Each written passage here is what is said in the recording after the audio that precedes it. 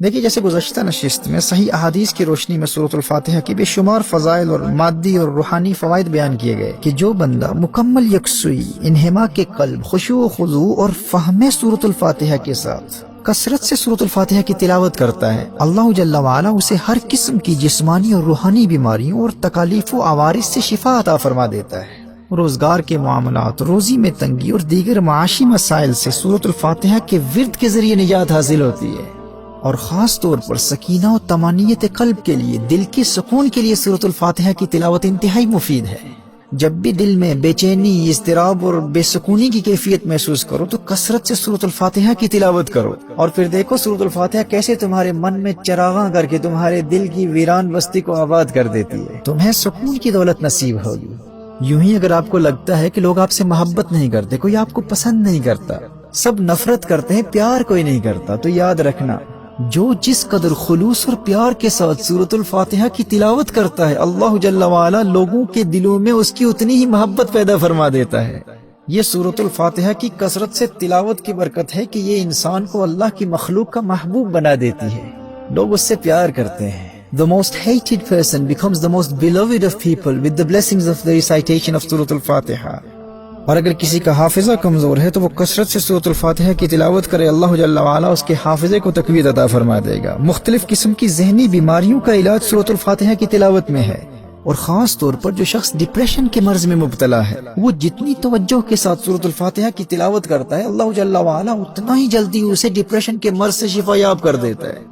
اسی طرح دشمنوں کے مقابلے میں فتح حاصل کرنے کے لیے، امتحانات میں کامیابی کے لیے، کسی کمپٹیشن میں فتح حاصل کرنے کے لیے، اور زندگی کے ہر میدان میں سورۃ الفاتحہ فتح سے ہمکنار فرماتی ہے۔ اس مبارک سورت کی روحانی فورسز کے ذریعے شیطانی اثرات، جنات کے حملوں، نظر بد، مرگی، آسیب اور ہر قسم کے جادو کا خاتمہ کیا جاتا ہے۔ صحابہ کرام علیہم رضوان تو خاص طور پر شیطانی اثرات اور جنات کے اثرات کا خاتمہ سورۃ الفاتحہ کے ذریعے کیا کرتے تھے۔ صحیح احادیث اور شارحین کی آراء کی روشنی میں اس پر تفصیلی کلام ہو چکا، لیکن سوال یہ پیدا ہوتا ہے کہ عام طور پر لوگ یہ تمام فوائد حاصل کیوں نہیں کرتے؟ وہ اس لیے کیونکہ وہ آداب تلاوت کے مطابق تلاوت نہیں کرتے، اور نہ ہی تلاوت کے دوران اللہ جل وعلا سے کمیونیکیشن کی کیفیت کو پیدا کرنے کی کوشش کرتے ہیں، جبکہ ایک بگنر کے لیے بھی یہ کیفیت دوسری صورتوں کی بنسبت سورۃ الفاتحہ میں بہت آسانی سے حاصل ہو جاتی ہے، کیونکہ ہمیں علم ہوتا ہے کہ جواب کیا آ رہا ہے۔ اس کیفیت کے حصول کا طریقہ حدیث مصطفیٰ صلی اللہ علیہ وسلم کی روشنی میں آپ کی بارگاہ میں پیش کروں گا۔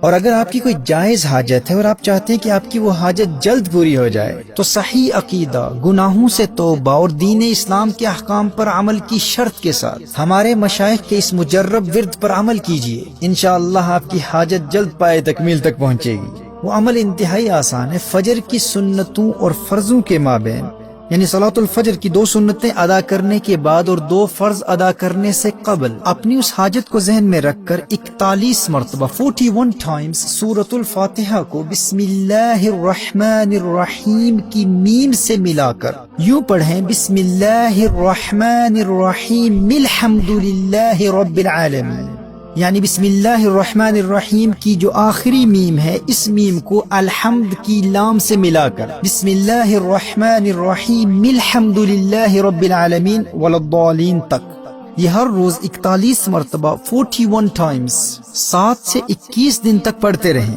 اگر اس میں آپ کے لیے کوئی بڑا نقصان نہ ہوا تو انشاءاللہ انہی ایام میں آپ کی وہ خواہش پوری ہو جائے گی۔ So between the 2 sunnahs and 2 fard of Fajr, you recite Bismillahir Rahmanir Rahim Alhamdulillahi Rabbil Alameen to the end of Surah Al-Fatiha 41 times, and this is done for 7 to 21 days.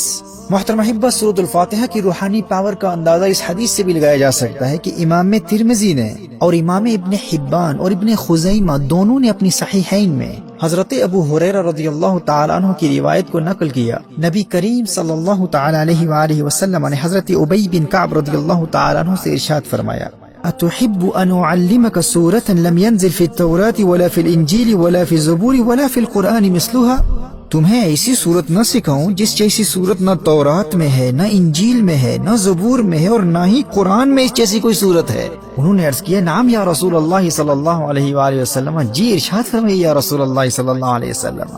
فقال رسول اللہ صلی اللہ علیہ وسلم: كيف تقرأ في الصلاة؟ قال: فقرأ القرآن فقال رسول الله صلى الله تعالى عليه وآله وسلم والذي نفسي بيده ما أنزل الله في التوراة ولا في الإنجيل ولا في الزبور ولا في القرآن مثلها. کونین کے والی صلی اللہ تعالی علیہ وآلہ وسلم نے ارشاد فرمایا نماز میں کیا پڑھتے ہو؟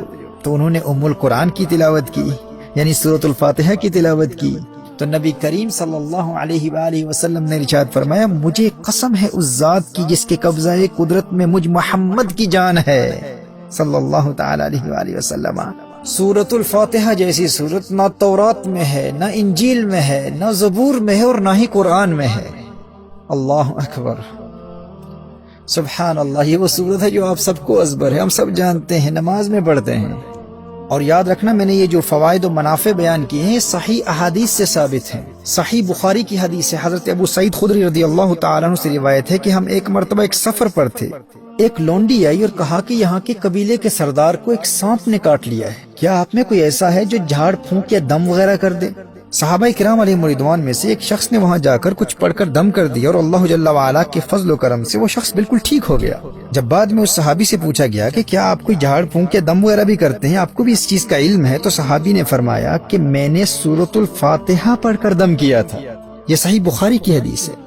جب پوچھا گیا کہ آپ نے یہ علم کہاں سے حاصل کیا، آپ نے کچھ پڑھ کر دم کیا اور اس قبیلے کا سردار فوراً ٹھیک ہو گیا، تو صحابی نے فرمایا کہ میں نے تو سورۃ الفاتحہ پڑھ کر دم کیا ہے. اور پھر اس صحابی کے اس عمل اور اس تمام واقعے کو سننے کے بعد نبی کریم صلی اللہ تعالی علیہ وآلہ وسلم نے بھی تحسین فرمائی اور حوصلہ افزائی فرمائی. اسی طرح سنن نبی داؤد کی حدیث میں صحابہ کرام علیہم رضوان کا واقعہ بیان کیا گیا ہے کہ ایک آدمی کو لایا گیا جو زنجیروں میں جکڑا ہوا تھا. لوگوں نے کہا کہ یہ پاگل ہے اور تم محمد صلی اللہ تعالی علیہ وآلہ وسلم کے ساتھی ہو، اس پر کچھ ایسا پڑھو کہ یہ ٹھیک ہو جائے. صحابہ کرام علیہ رضوان اس شخص پر صبح و شام تین مرتبہ سورۃ الفاتحہ پڑھ کر دم کرتے. چند دنوں کے عمل کے بعد وہ شخص ایسا صحتیاب اور خوش و خرم نظر آنے لگا جیسا کہ کوئی غلام ہو اور اسے آزاد کر دیا گیا ہو. تو یاد رکھیے سورۃ الفاتحہ پڑھ کر مریض پر دم کرنا یہ کوئی بدعت نہیں ہے، صحیح بخاری اور صحیح ستہ کی دیگر صحیح احادیث سے ثابت مسنون عمل ہے. کوئی شخص کسی بھی مرض میں مبتلا ہو سورۃ الفاتحہ کی تلاوت کر کے اس پر دم کیا جائے، اور اگر کوئی شیطانی اثرات یا جنات کے اثرات میں مبتلا ہو، آسیب زدہ ہو، اس پر کسی نے جادو کر دیا ہو، تو صحابہ کرام علیہم رضوان کے عمل کی روشنی میں صبح و شام تین مرتبہ سورۃ الفاتحہ پڑھ کر اس پر دم کر دیا جائے، اللہ جل وعلا اسے شفا عطا فرما دے گا. اور عام حالات میں بھی کثرت سے سورۃ الفاتحہ کی تلاوت کرنے والے کو وہ تمام روحانی اور مادی فوائد حاصل ہوں گے جن کا ذکر میں ابتدا میں کر چکا. لیکن یاد رکھیے سورۃ الفاتحہ کی حقیقی اسپریچل فورسز، روحانی فورسز تک رسائی اسے ہی حاصل ہوتی ہے جو آداب تلاوت کو مد نظر رکھتے ہوئے خلوص نیت کے ساتھ اپنے دل کو دنیا کے خیالات سے پاک کر کے مکمل خشوع و خضوع کے ساتھ اور اللہ کی جانب سے آنے والے جواب سے روحانی لطف و سرور حاصل کرتے ہوئے سورۃ الفاتحہ کی تلاوت کے ذریعے اللہ جل وعلا کے قرب کی منازل طے کرتا ہے. کامل فائدہ وہی حاصل کرتا ہے. لیکن اس کے فیوز و برکات سے زیادہ فائدہ حاصل کرنے کے لیے یقیناً آپ بھی اب اللہ جل وعلا کی جانب سے آنے والے جواب کو سننے کے لیے بہت بے تاب اور ایکسائٹڈ ہوں گے کہ آخر وہ جواب ہے کیا. تو سماعت فرمائیے.